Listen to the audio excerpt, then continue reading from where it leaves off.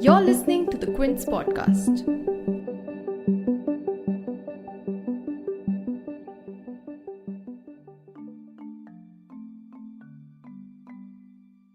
Does a bona fide negative opinion about the country's highest court amount to contempt of court?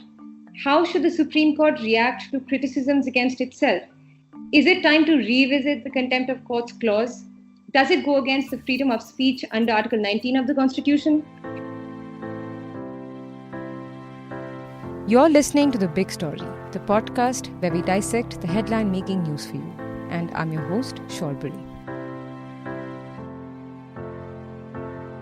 The Supreme Court's suo moto contempt petition against advocate Prashant Bhushan over some of his tweets has raised a lot of debates and a lot of questions. Even the legal fraternity is divided on it. At least 10 retired judges, including Jasti Chelameshwar, AP Shah, Madan B Lokur, they're all in solidarity with Mr. Bhushan on this. So is it an archaic law? What kind of arguments are being made? What kind of criticism is the contempt petition drawing? To discuss all this, joining me in this podcast is Vakasha Sachdev, the Quint's legal editor. Hi, Vakasha. Hi, Shorbori. Just a little disclaimer for our listeners before we begin. As you can tell from the audio quality, we're recording this podcast over a call due to the inaccessibility of a recording studio at the moment. So the audio quality isn't going to be that great, but I hope you do stay tuned till the end of the podcast. So, Vakasha, over the last decade, advocate Prashant Bhushan has maintained his advocacy for judicial accountability. Often he's painstakingly cited the specific cases of corruption that led him to his opinions on certain judges and the functioning of the Supreme Court. And that has also, we've seen, sometimes draw the ire of the judiciary. And currently, there is not one but two contempt proceedings against him. One that we know is from the recent tweets about the Supreme Court's quote-unquote role in destroying India's democracy and on CJ Bobde.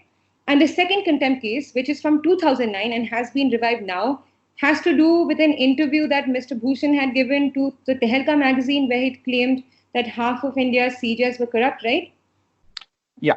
So let's start with that case first. We know that was heard last in 2012, and some are seeing the revival of this case right now so urgently as an intimidation tact. So is there anything curious you think about the timing of the revival of this case? I do find it quite curious because it's important to note that this, in fact, so the news of the new suo moto case being listed came first. So that came on 21st July. Suddenly we were told, boom, this is going to be heard tomorrow itself. So that was a bit curious. And then within a couple of hours, they were like, yeah, and also we're also going to be hearing this other case, which was last heard, as you said, back in 2012. 2 days after that, on 24th July. Now, this was very curious that you're suddenly bringing this up, especially because when this case was last heard in 2012, Bhushan's then lawyer Ram Jethmalani had made an argument that there was going to be serious issues of constitutional importance involved here, because you were going to have to look at the right to freedom of speech and to what extent you can have a bona fide opinion about even very serious charges against judges and then express that. Now, the courts kind of agreed that there was going to be a need to look at this, and which was why this case has been sitting on the back burner for so long, because otherwise it would have just been resolved, right? The fact that it sat for so long is actually because of that. So the fact that it was suddenly now revived with just a bench of 3 judges did not seem to make a lot of sense, especially since there was not a discussion to have a larger bench do it. Now, today there was a very, very curious incident in that case. That case was heard today again, and the judge actually heard very brief arguments from Bhushan's now lawyer Rajiv Dhawan, and then say, you know what, we're going to talk to you in private, and had this whole conversation, which was kept away from, because normally now all these proceedings are taking place on video conference, everyone can see it, you have your mics on, everything was switched off. The judges did a separate private phone call with Dhawan, and then at the end they're like, okay, we're reserving judgment. And now the order has come out. They've said we're receiving some statements from Tehelka and from Bhushan. If we see that these statements and these explanations are okay, then we'll drop the case. Otherwise, if we don't think they're good enough, we'll have to continue. It doesn't make a lot of sense. The same statement Bhushan's giving now is effectively what he said back then as well. So really, it doesn't seem to make a lot of sense to bring up this case suddenly when you know that there are these big constitutional questions involved. So either you have to say we're willing to hear those, or why take this up at this time? Right. So now moving on to the current contempt proceedings. The Supreme Court, as we know, recently issued a notice to Mr. Bhushan for his tweets against the CJI SA Bobde, which they held to be in contempt of the court. There are actually two tweets in concern regarding this. Neither are available on Twitter right now. I'm just going to try to summarize what they stated. One was from 27 June, where Advocate Bhushan had written about the quote-unquote role of the Supreme Court in the destruction of democracy in the last 6 years, and quote-unquote particularly the role of the last four CJIs in it. And one from 29th June, which was tweeted with a photo of CJI Bobde on a Harley Davidson during the lockdown period, where he had questioned the CJI for riding a bike without a helmet and not wearing a face mask at a time when the Supreme Court was, quote, denying citizens their fundamental right to access justice, end quote, because they was in a lockdown mode. Now, Advocate Bhushan has come out with a very, very detailed response in his reply affidavit to the Supreme Court's contempt case against him, where he's defended himself and argued why his statements are not in contempt of court. And we'll come to that in just a bit. But Vakasha, can you tell me exactly what is defined as scandalizing the court? So this is a short answer because there isn't a lot of clear definition on this. It's basically a concept left to the discretion of judges, because when you look at the way the concept of contempt of court has come up over the years and it evolved in English jurisprudence in their common law, the idea was that what you wanted was to stop people from making a mockery of the courts, because that would stop the courts from being able to do their job. So essentially, if you have a situation where people don't respect the courts, they're not going to follow the court's orders. So that's the basis on which you have these concepts of contempt of court coming. So you have civil contempt these days is like the basic thing of that, where someone refuses to obey an order. Criminal contempt has three prongs to it. It traditionally had three prongs, and in India we still have those. Two of those are very obvious. So one is that, okay, look, if you're interfering with a case, so suppose you're commenting that, oh, the judge in this case who's hearing this case right now, he knows that the accused and the accused with this and the, that can count as contempt. Or where you're doing something where you're in the background pretending to be commenting on something but actually going to affect the way a case is going to go forward. So, a lot of the things, for instance, happening with the Sushant Singh Rajput case could possibly come under that concept. And the third is the scandalizing the court thing, which is the sort of last relic of that time when you basically didn't want people to mock it for that. Nowadays, most jurisdictions have recognized that goes against the fundamental right to freedom of speech, because as long as you're not obviously saying something really, really terrible, it doesn't make, or in fact, even if you are saying something really mean about the court, scandalizing the court is too vague a concept. And that's something which over the years, the judges have also, the Supreme Court have looked at and said, look, we have to interpret it in terms of that aspect of administration of justice. If it's just criticism of us, it should not count as that. Or at least we shouldn't use the power against that, even if technically our discretion is wide enough to include it within that. And the UK has also struck down this bit, right? Yeah, they've struck down this bit because they've obviously kept the part where you're saying someone disobeys the court or, messes with the way a criminal trial is going. But this aspect of it is too problematic, especially because at the end of the day, the person who is going to get to decide whether or not a particular criticism of a judge or the court is contempt is the court. It's the same judge himself or herself is going to be sitting and looking at that. And that's it's a basic violation of the principle of natural justice. If you're going to be the one who's going to sit and decide, okay, this comment about me goes beyond an insult and is now something more serious, it shouldn't be you. It should be an objective judge doing that. But here, actually, the judges themselves get to do it. Now, coming to Prashant Bhushan's detailed affidavit, a big question that he's raising through this is, does a bona fide negative opinion about the Supreme Court amount to contempt of court? Now, Bhushan said that he's regretted only a part of what he tweeted about, and he said, I did not notice that the bike was on a stand and therefore wearing a helmet was not required. But he said that he stands by everything else. Yeah. Now, he's also argued that his tweets are his bona fide impression of the way the court had been functioning in the last few years when it comes to transparency, and that, quote, such expression of opinion, however outspoken, disagreeable, or however unpalatable to some, cannot constitute as contempt of court, end quote. Yeah. So along with that, I believe he's also asserted his right to free speech, right? Mm-hmm. Since we're seeing a lot of former judges also throwing their weight behind Bhushan, is it time to perhaps revisit the contempt of courts clause, or is there a thin line between the right to free speech and what constitutes as scandalizing the court? I think, look, the other aspects of contempt, I think, as I said, are reasonable. They really come to the point of what it's all about.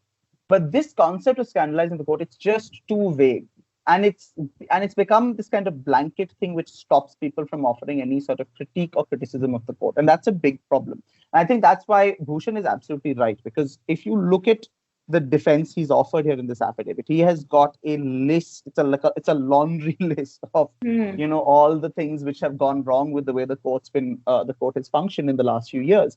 And he's restricted to the last 4 CJIs. As what's interesting is if you look at that 2009 case, he's talking about the last 16 CJIs, half of them being corrupt back then.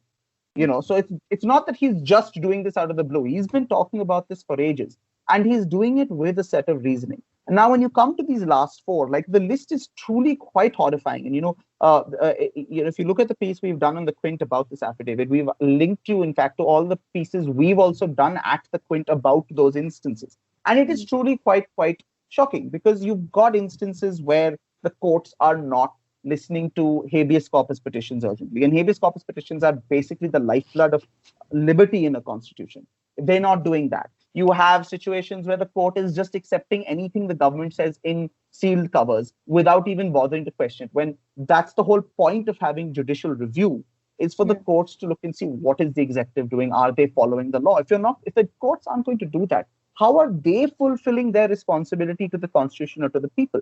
Judges are not accountable to anyone. Judges can only be removed by the judges themselves, by the Supreme Court Collegium.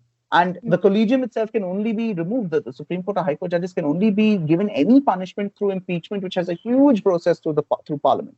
Are we saying truly that these judges are infallible, that they don't get anything wrong, and that we can never criticize them?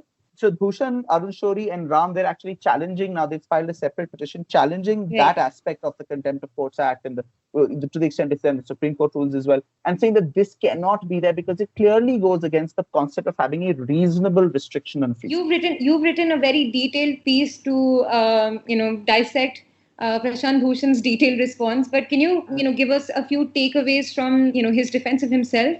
A short few takeaways.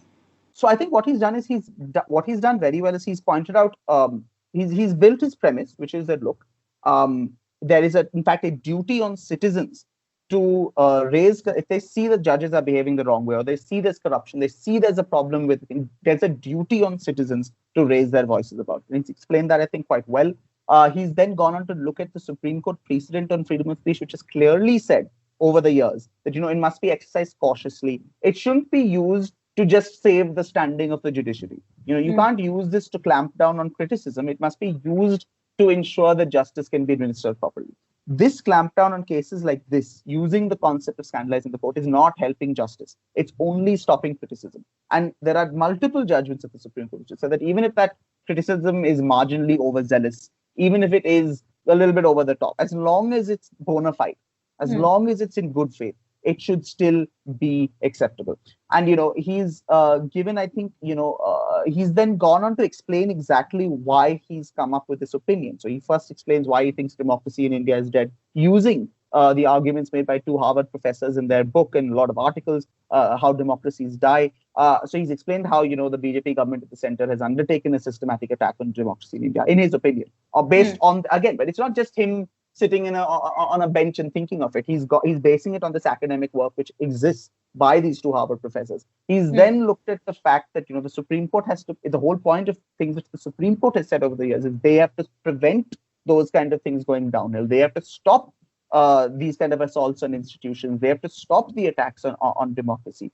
And if they aren't doing that, which he then goes on, he uses over 40 annexures, news reports, court orders, opinion articles, official documents, affidavits, all of this to explain why he's showing that the court has failed. And the examples are very, very pointed and very, very important. So it ranges from the way the Kalikopul suicide case was handled by CJI Kher, the first of the 4 CJIs who he's got a problem with. And Kalikopul, that time there was, if you remember, the suicide note by him accused Kher himself of being involved in a corruption racket to get favorable. Then, of course, CJI Mishra, everyone remembers that press conference where you had 4 sitting judges of the Supreme Court questioning the way he was assigning cases.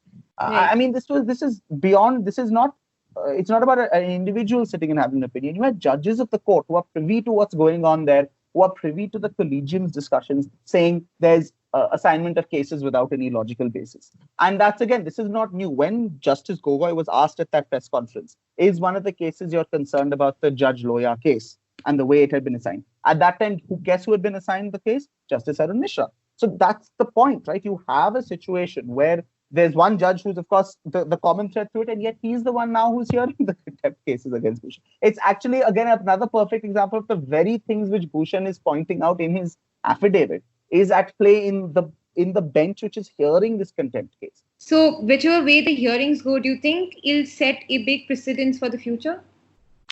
Well, the thing is, it's going to depend what happens now. Now that Bhushan's filed this very detailed affidavit, if the case gets taken up on merits, then yes, obviously, it will be one for the future. The worry, of course, is again that, now faced with such a detailed response, if the judges now are likely to have to consider again that whole question of referring these issues to a larger bench. And if that happens, obviously, it's going to get delayed. In the meanwhile, there is a risk that even without that happening, we could see the three-judge bench, which is currently sitting, just pass, maybe not pass an order which is not great. So, for instance, today, Justice Arun Mishra, in the other contempt case, wanted to pass an order based on the explanation and statements given that, okay, we're dropping the case, and henceforth, anyone who says anything about corruption in the judiciary is committing contempt of court. Now, that's ridiculous. And that goes against exactly what needs to be discussed in these cases. So, I think the problem is that until and unless we get that larger bench hearing this case, I have a suspicion that we're not going to get a good precedent which can be used for the future. What we can see, however, I think, and what people should take forward is that if you are ever accused of this, and this kind of thing is being used against you, if you have done your homework like Bhushan has here, and you've made sure that you've been, you've got a lot of research behind your opinion, you should and can come out swinging and hold your ground.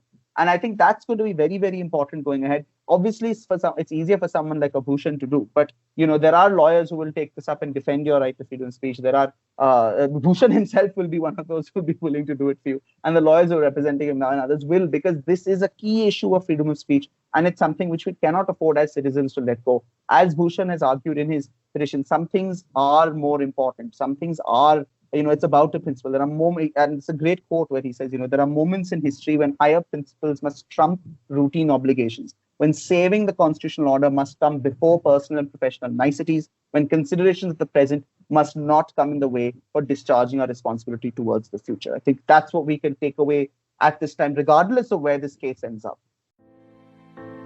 If you like listening to this episode, please subscribe to the Big Story playlist for episodic updates. We're live on Apple, Google Podcast, Spotify, JioSaavn, and most of the other popular podcast streaming platforms. For other podcasts, please log on to the Quint website and check out the podcast section. For any feedback, shoot an email to podcasts@thequint.com.